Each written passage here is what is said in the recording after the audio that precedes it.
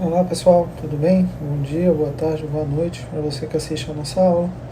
E na aula de hoje, da disciplina de Termodinâmica aplicada à Engenharia Química 2, nós vamos resolver aí problemas de equilíbrio utilizando a lei de Raoult em combinação com o software Excel. A gente vai fazer o desenvolvimento das equações necessárias, vamos conversar sobre o desenvolvimento teórico da lei de Raoult, as implicações do uso dela, e depois vamos resolver aí alguns exemplos, tá? Para sistemas isotérmicos e para sistemas isobáricos. Isso aí vai servir para que a gente tenha um embasamento melhor do conteúdo teórico da nossa unidade 1 da disciplina, né? Que a gente consiga ver como vamos fazer a aplicação disso em cálculos futuros da disciplina. Então vamos nessa. O nosso problema de equilíbrio, né, que a gente estudou durante toda a nossa primeira unidade, era baseado aí em um equilíbrio do tipo líquido-vapor. Foi isso que a gente estudou, foi isso que a gente viu aí ao longo da nossa disciplina, tá? O problema continua sendo o mesmo, né? E lá, durante o desenvolvimento, a gente viu e a gente determinou que nosso objeto de estudo era esse aqui, ó. Era determinar as isofugacidades, né? Que a fugacidade do componente na fase vapor fosse igual à fugacidade do componente na fase líquida.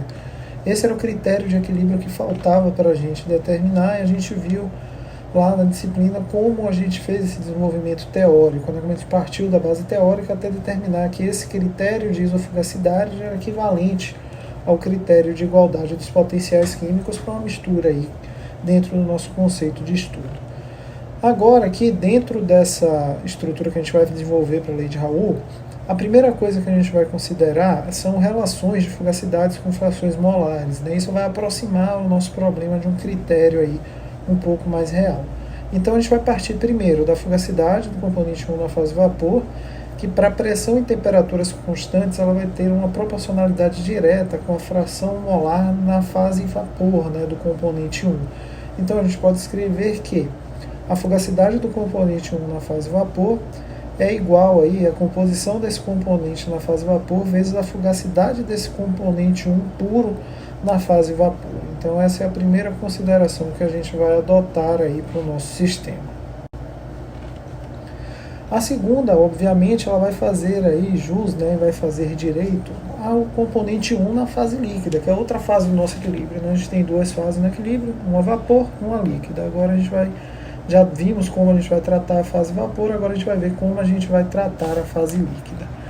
Essa fugacidade do componente 1 na fase líquida, então, em condição de pressão e temperatura constante, assim como foi o caso da fase vapor, ela é proporcional à fração molar do componente 1 na fase líquida. Essa composição a gente já viu que ela é equivalente a X1, né? Então a fugacidade do componente 1 na fase líquida ela fica determinada por X1 vezes a fugacidade do componente 1 na fase líquida, sendo esse componente puro, tá? Essas duas posições elas equivalem a dizer que tanto a fase vapor quanto a fase líquida apresentam aí comportamento de solução ideal. Essas considerações elas são limitadas, tá? E elas são limitadas na aplicabilidade da equação que a gente está desenvolvendo aqui. Essa aplicabilidade ela fica muito restrita. Por quê? Porque a gente vai ter que aplicar essa equação para sistemas que tenham componentes semelhantes em tamanho e natureza química, especialmente, tá? Então, por exemplo, o que seria uma mistura com essa característica? Uma mistura do tipo benzeno, tolueno, propano, butano, né? A gente tem uma limitação de aplicabilidade da equação por conta dessas considerações que a gente está fazendo aqui. Com base nisso, a gente pode igualar as duas expressões, né? A gente tinha aquela expressão que era a fugacidade do componente 1 na fase vapor igual a fugacidade do componente 1 na fase líquida. A gente viu como a gente fazia essas determinações isoladas, agora a gente vai voltar e vai igualar as duas.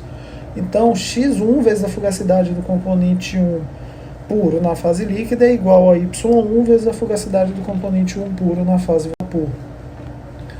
Então, essa relação que a gente obteve aí é uma relação do tipo solução ideal e ela é usada aí, né?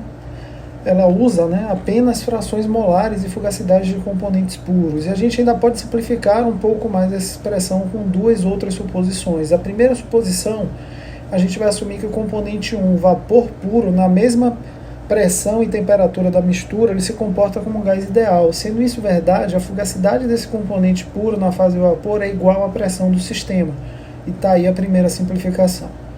A segunda que a gente vai adotar é que os efeitos da pressão sobre a fugacidade da fase líquida são desprezíveis e com isso, né, a gente vai poder admitir que a fugacidade do componente 1 puro na fase líquida é igual à sua pressão de saturação, tá?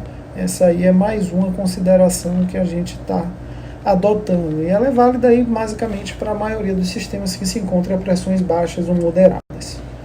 Então, se a gente organizar tudo que a gente acabou de desenvolver e agrupar, né, esses conhecimentos na equação que a gente tinha, né, ou seja, fazer a substituição de que a fugacidade do componente 1 na fase vapor é equivalente à pressão do sistema e que a fugacidade do componente 1 na fase líquida é equivalente à pressão de saturação do componente, a gente chega nessa expressão aqui, que é Y1 vezes a pressão igual a X1 pressão de 1 de saturação. Essa expressão é conhecida como lei de Raoult, né? Ela apresenta utilidade limitada, conforme eu comentei com vocês, porque a gente tem aí uma característica muito rigorosa no desenvolvimento dessa equação. A gente aplicou considerações sérias que resultam na limitação de aplicação dessa equação. Então, por isso, a gente não pode aplicar ela toda em qualquer sistema. Como eu falei, a gente pode aplicar onde? Sistemas que têm componentes com natureza química similar, tamanho similar e característica similar. Então, a gente consegue aplicar em sistemas muito restritos aí dentro da engenharia química, obviamente. Então, para resumir isso que a gente viu até o momento, pessoal, a gente tem que a lei de Raoult, ela correlaciona as composições de fase líquida e fase vapor. E essas composições se encontram em equilíbrio umas com as outras através da pressão de vapor e da pressão total do sistema, tá? As considerações que a gente levou e tomou para chegar até esse desenvolvimento final, elas foram que a fase vapor se comporta como um gás ideal e que a fase líquida se comporta como uma solução ideal. Dentro dessa definição, a gente tem 4 grandes estruturas de cálculo que surgem com base nesse tipo de dado. Elas se baseiam nas quantidades que são dadas para a gente no problema, aquilo que a gente deseja calcular, tendo as quantidades que nos foram fornecidas. Então, se a gente tiver as composições da fase líquida e as temperaturas, conforme está apresentado aqui, o que a gente vai calcular é um bubble pressure, e esse cálculo aí vai resultar para a gente nas composições da fase vapor e da pressão. Se a gente tiver a composição da fase vapor e a temperatura, o que a gente vai calcular é um dew pressure para determinar a composição da fase líquida e a pressão. Se tivermos a composição da fase líquida e a pressão, a gente vai calcular um bubble temperature para determinar a composição da fase vapor e temperatura.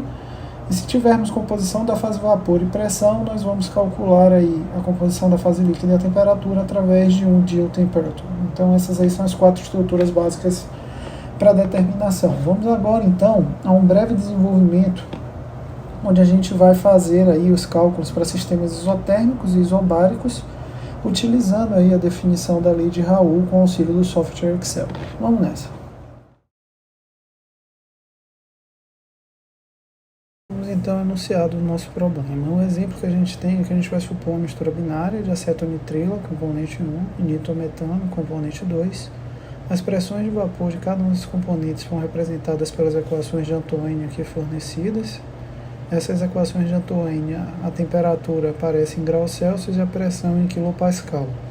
É solicitado então que, com base nesses dados, a gente construa um gráfico do tipo PXY e para essa temperatura aqui, né, que é constante de 75 graus Celsius. Vamos ver como a gente vai fazer isso. Para resolver o nosso problema, então, vamos começar com o desenvolvimento da lei de Raoult, né? A gente quer, lembrem-se, construir um gráfico do tipo PXY, a temperatura do nosso sistema é constante, ela vale 75 graus Celsius. Isso é equivalente a um dos cálculos do tipo bubble pressure. A gente sabe, pela definição que a gente já estudou na disciplina, que a pressão total do nosso sistema pode ser determinada com X1, que é a composição do componente 1 na fase líquida, vezes a pressão de 1 de saturação, mais X2, vezes a pressão de 2 de saturação. Recordem ainda que, por notação, a pressão de 1 de saturação, a pressão do componente I de saturação, melhor dizendo, ela pode aparecer como pressão do componente I asterisco, tá? É só uma questão de notação isso aí. A gente sabe ainda que a composição do componente 2 é 1 menos a composição do componente 1, por se tratar de um sistema binário, e os valores de pressão de saturação eles podem ser determinados diretamente pelas equações de Antoine que nos foram fornecidas ali no dado do problema. A gente vai ali substituir o dado de temperatura para o nosso sistema em graus Celsius, que é 75 graus Celsius, e com essa substituição a gente consegue determinar os valores das pressões de saturação para o componente 1 e para o componente 2. É muito importante para esse tipo de problema que a gente atente a verificar a consistência de nossas unidades do problema em relação ao que a gente tem na equação, se eles estão realmente nas mesmas unidades de pressão e temperatura. Nesse caso estavam, e a pressão de saturação do componente 1 ela vale 83,21 kPa, e a pressão de saturação do componente 2 sendo ali calculada nesse momento. Atente que eu estou ali substituindo o valor de temperatura nessa etapa agora, né, ela faz parte desse denominador de temperatura ali, e ela vale 41,98 kPa. Então tenho calculado ali as duas pressões de saturação. Daqui é interessante a gente observar que o componente 1 é o mais volátil, porque ele tem a maior pressão de saturação dentre as duas calculadas, né? E a gente pode ali, através da lei de Raoult, determinar equações úteis. Primeiro, para a determinação da composição da fase vapor, que é x1 pressão de saturação, dividido pela pressão total, e a pressão total a gente já determinou lá em cima, né? Partindo para o Excel, né, dentro da estrutura do Excel, o que é que a gente vai fazer? Eu vou ali determinar os cálculos de composição da fase vapor, composição da fase líquida e de pressão total. A composição da fase líquida é um dado que eu tenho no meu problema, tá? Então eu vou fazer ela variar ali entre 0 e 1, com um delta, né, com uma variação de 0,1 entre os pontos. Então eu vou ter ali 0, 0,1, 0,2 e assim sucessivamente até chegar na minha composição final, que é 1. O meu valor das expressões de saturação eu determinei ali agora há pouco no enunciado do meu problema, né, naquela descrição anterior que a gente fez ali. Ela vale ali para o componente 1 83,207 kPa e para o componente 2 41,983 kPa. Eu sei, né, pela definição da pressão total, que ela é x1 vezes a pressão de 1 de saturação, mais x2 vezes a pressão de 2 de saturação. E é isso que eu vou calcular aí nesse momento com o auxílio do Excel. Então eu tenho aí calculado as pressões totais dentro de toda a faixa de estudo do meu sistema. Agora o que eu vou fazer é calcular o Y1. Vocês devem recordar ali da fórmula do Y1, né? Era x1 vezes a pressão de 1 de saturação dividido por essa pressão total que a gente acabou de calcular. Então está aí determinado e calculado todo o meu problema de equilíbrio, pressão versus composições. O que eu vou fazer agora é formatar o gráfico, tá? Eu vou construir esse gráfico PXY para vocês. E como acontece de forma muito recorrente que vocês me peçam para mostrar como é que eu faço a formatação do gráfico, eu deixei essa etapa aí apresentada no vídeo de forma um pouco mais acelerada, tá? Observem ali que eu estou fazendo toda a formatação do gráfico de forma detalhada para que vocês consigam acompanhar aí para desenvolvimentos futuros, né? Um gráfico clássico do tipo PXY, não tem grande dificuldade em construí-lo, mas às vezes vocês têm algumas dúvidas em relação ao formato adotado na construção desse gráfico, como é que a gente altera a cor de linha, como é que a gente altera a estrutura dos marcadores inseridos diretamente para o Excel, e está aí apresentado para vocês como é que a gente faz esse tipo de estrutura.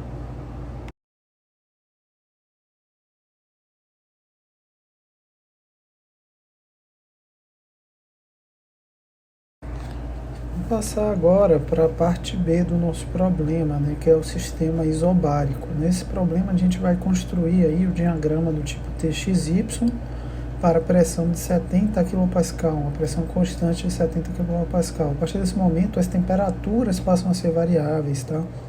Embora essas equações aí de pressão de saturação continuem válidas, lembre-se que agora a gente vai precisar calcular ponto a ponto valores para as pressões de saturação dos componentes envolvidos no problema de equilíbrio, uma vez que a temperatura passa a ser uma das variáveis.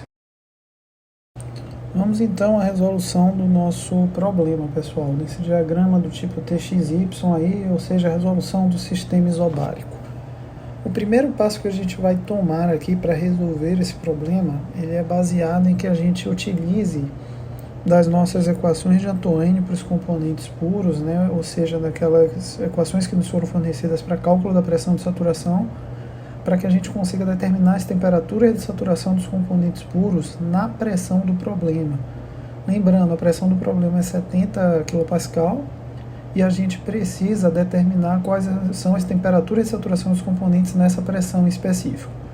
Fazendo o cálculo para a temperatura de saturação do componente 1, a gente verifica que ela vale 69,79 graus Celsius. A gente vai repetir o nosso procedimento aí para o cálculo da pressão de saturação do componente, da temperatura de saturação do componente 2 na pressão de 70 kPa. Vocês vão ver que ela vale 89,64 graus Celsius. Com esses dois valores de temperatura aí, né, essas duas temperaturas de saturação, tenham sempre em mente que elas são calculadas na pressão do problema, repito, ela vale 70 kPa.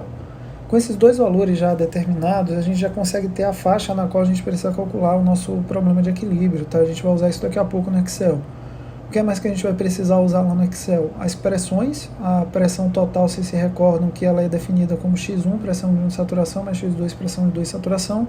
A gente sabe que a pressão total é constante nesse problema, ela vale 70 kPa. Mas a gente pode se aproveitar dessa equação para determinar valores para a composição do componente 1 na fase líquida, a partir dessa relação que a gente acabou de desenvolver, né? Pressão menos a pressão de 2 de saturação, dividido pela pressão de 1 de saturação, menos a pressão de 2 de saturação. O Y1, assim como fizemos no problema anterior, ele é determinado diretamente pela lei de Raoult. Passando para o Excel, o que é que a gente vai construir lá no Excel? Primeiro vamos criar o nosso intervalo de temperatura, né, que é um dos dados do problema, onde o nosso cálculo vai ser realizado aí, se aproveitando das relações que a gente acabou de obter. O intervalo mínimo é o valor da temperatura de saturação do componente 1, o intervalo máximo é a temperatura de saturação do componente 2. Né? Dentro desse intervalo eu fiz uma subdivisão de 2 em 2 graus Celsius, né? Um passo de 2 em 2 graus Celsius dentro desse intervalo. Conforme eu comentei com vocês lá no enunciado, a gente precisa calcular valores de pressão de saturação para cada um dos pontos envolvidos no meu problema. Por quê? Porque a temperatura é variável, né? Então eu preciso calcular esses valores de pressão de saturação dos componentes envolvidos. Então ali eu fiz o cálculo para a pressão de saturação do componente 1, a fórmula está apresentada logo aí acima, e fiz esse mesmo cálculo para a pressão de saturação do componente 2, também utilizando dessa fórmula que está apresentada aí acima. Com esses dois valores de pressão de saturação, só me falta agora calcular as composições. Lembrem-se que o X1 ele é determinado diretamente da relação da pressão total menos as pressões de saturação, a pressão de saturação do componente ali envolvido, que é o 1 dividido pela subtração das pressões de saturação de 1 e de 2. Vou fazer agora o cálculo do Y1 direto pela lei de Raoult, né, que é a pressão total, é o X1 vezes a pressão mínima de saturação dividido pela pressão total, que vale 70. Estou fazendo aí o cálculo. Estou deixando todo mundo com a mesma quantidade de casa decimal, né, 2 casas decimais para todos os componentes envolvidos. E agora eu vou partir para aquela parte de construir o gráfico, tá?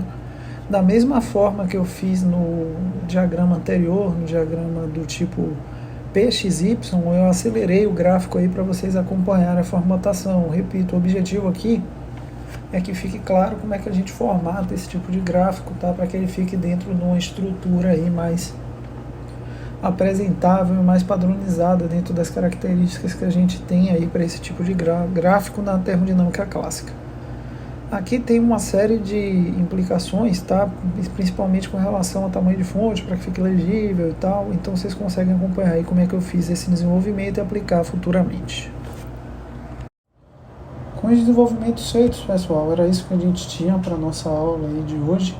Caso tenha ficado alguma dúvida, podem entrar em contato aí pelas formas que a gente tem de comunicação ao longo da disciplina. Espero que tenha ficado mais claro aí a apresentação dessa parte da aplicação em si, daquilo que a gente vem vendo em nossa disciplina de termodinâmica 1. Daqui para frente, finalizamos o módulo 1 com essa aula, e daqui para frente o que a gente vai fazer é estruturar essa equação de Raoult para que ela seja aplicável a mais sistemas. A gente vai fazer uma série de correções nela por meio da inclusão de modelos de não idealidade ao longo das nossas próximas unidades, e a gente se encontra na nossa próxima aula. Até lá!